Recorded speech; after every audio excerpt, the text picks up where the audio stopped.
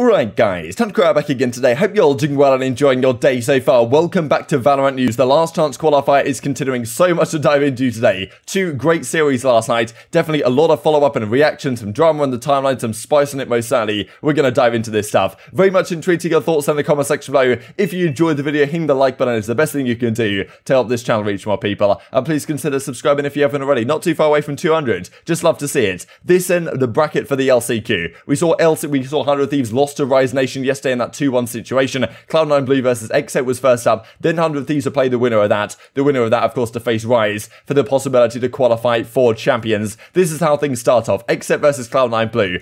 I was expecting a really close series here. We pretty much got it. Cloud9 in the end were just about too strong. Leaf had some phenomenal moments, but Xset were certainly no slouches, right? I'm pretty sure they were beaten by 100 Thieves 2-1 when it was being played on LAN, even though the on LAN stuff wasn't really on LAN anyway, because they're playing on online servers on LAN. But of course, it's been going online since the 27th of October, where things kicked off once again. Impressive clutch right here. Then, well, Cloud9 Blue win it in the end, and I mean, this is just absolutely outrageous to be honest. Some of these rounds that went down. Eventually, it goes all the way to overtime, and Cloud9 Blue get the job done and win this series here on Ascent. It was pretty remarkable. C9 just about get the better of Xset, and they move on in the tournament in really impressive fashion. And well, there was some follow-up to this most certainly. So C9 2-0 over Xset. I mean, Binds map 1, it was 13-7 in the end, but was not exactly easy for them. And as I say, Ascent goes all the way to overtime, 14-12, and in the end, it's C9 that come out on top. I mean, some great performances really here from Leaf especially. He was an absolute force this series, but a cracking series really on the whole. Some of the follow-up was very entertaining though. This from Def, well, back in July, the Vanity quote tweets. So Def tweeted this out back in July. Rough for Cloud9, considering how they've been dominating in scrims, you know, how recently they've been dominating in scrims. But I mean, clearly they lost the back of the day. And then Vanity says, yeah, 2-0 versus Xset. Good luck next year. So yeah, it's all in the drafts and ready to go. And Vanity just does not stop on the tablet. You just love to see it. This guy can't help himself talking trash when he gets the opportunity. And who can blame him, right? Especially given how Cloud9 are playing right now. Let's talk then, of course, they won this one. They go on to play 100 Thieves in the lower sides, and it doesn't start off great for them because, well, map 1 here, they lose in overtime on Icebox. Definitely, well, 100 Thieves are pretty damn icy on this map, let's just say. But still, 14-12 in the end. It was a pretty ridiculous map on the whole. Like, it really looked like 100 Thieves were going to be able to close this out sooner. But Cloud9 made a massive comeback, and just the 100 Thieves way, in a sense, they have some sort of an advantage, and then they throw it away pretty drastically, and all of a sudden, like, things are going really wrong for them. But I mean, still, they just about close this out, and you thought this might be the catalyst for 100 Thieves to finally, okay, they're going to get over Cloud9, they're going to rematch against Rise, and of course, coming in here was a pretty, well, not exactly a heavy favourite, but still a pretty big favourite, right? If you look at 100 Thieves in terms of North American power rankings, outside of Sentinels, like, they're right there pretty much. But I mean, still, they came in here certainly as favourites. I mean, they would have been when Steel was in their team, let's just say. But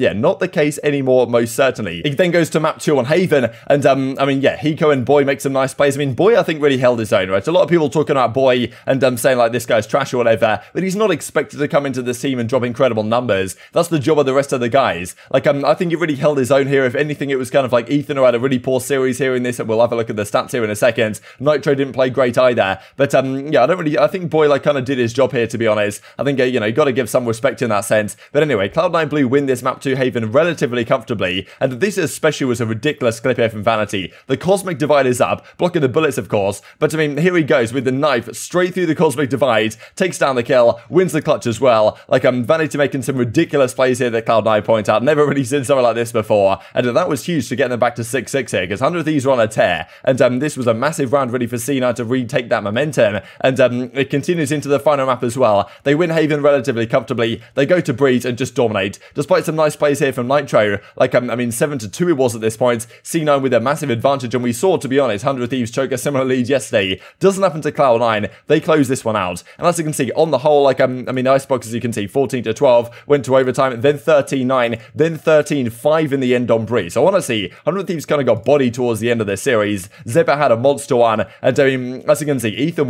meant to be one of the star players here, 35-54 over the series, wasn't great for him at all, and as I say, I think Boy kind of held his own. Asuna was good, but yeah, 100 Thieves just couldn't get anything going for this squad, and I mean, especially especially given the fact that they dropped Steel just before this tournament. That's when the clown emojis start to come out on the timeline. So yeah, certainly people weren't happy about this. I mean, you look at this reply, as 100 Thieves says, with that result, our Val season comes to a close. Thank you for the fans for your relentless energy and support. Benching Steel was a good decision. The clown emojis, Unlucky really says Steel. I mean, like, all these replies really are just saying, like, look, why did they, why did you bench Steel before this tournament? It wasn't a good idea. And especially given the fact that they were, theoretically a shoe-in, at least for the grand finals here, to make a good run. Like, they decide to make this move. And I mean, yeah, enjoy watching Champions at home because you all decided to drop Steel for some stupid reason. And the esports management at 100 Thieves need to be changed. Never understand the recent roster change. Like, so much talk about this. And I mean, yeah, Steel sitting there thinking, well, he didn't really tweet anything on the matter. But yeah, maybe you guys shouldn't have let me go so soon. Especially as well, Vanity says there's 2-1 against 100 Thieves, fragging for Steel. So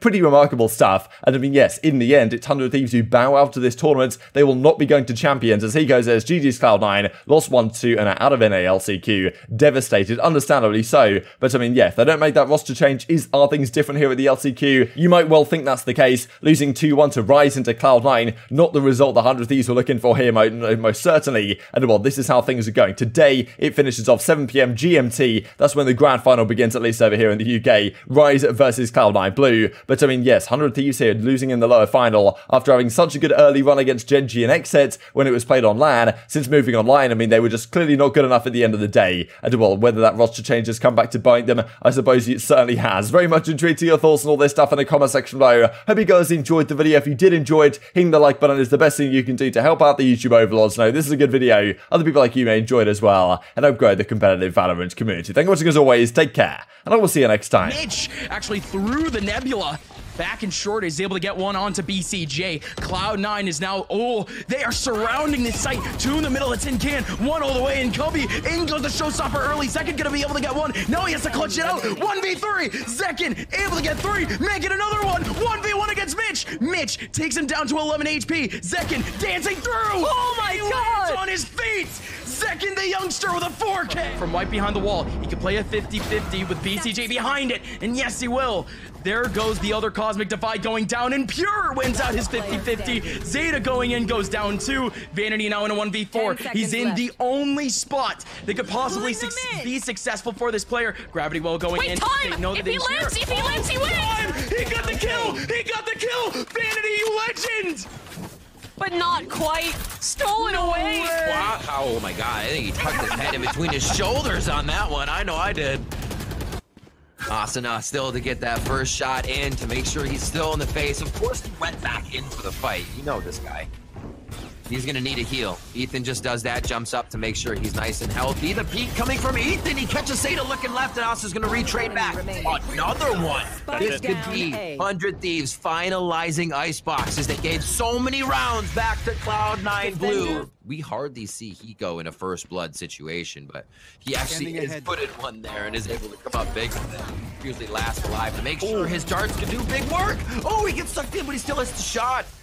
Hiko, a little bit of an acrobatic work right there, tries to get himself into a safe situation with the team. Trolling, and there's the collab he was looking for. A 4K for Hiko. He got his, and now Kenneth Mitch to clutch the round for his squad as he comes back in to clean up the final kill. Boy ready, boy with the dink. Mitch on 10 HP, and boy's gonna get the spam once again to win the round for 100 Thieves. It's the corner. He was stuck in that spot. That was gonna be tough in 100 Thieves. Making a very good case to retake this site. Wall's about to drop as they're hearing this one for a while now, and it is on the other side. Astra. Vanity, oh my God, what? Vanity. They're gonna win this round. He's gonna be able to play the time. Hiko's gonna have to work a miracle here to be able to get this one, and Cloud9 tie it up with a knife to bring it 6-6. Take care of him that way. This all happened towards off camera, but I'll have to recheck that.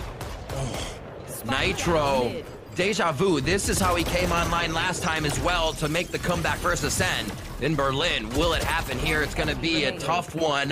3 for Nitro, off the rip with the Blade Storm. Mitch comes flying out of the vent, and Asuna's going to pick that up.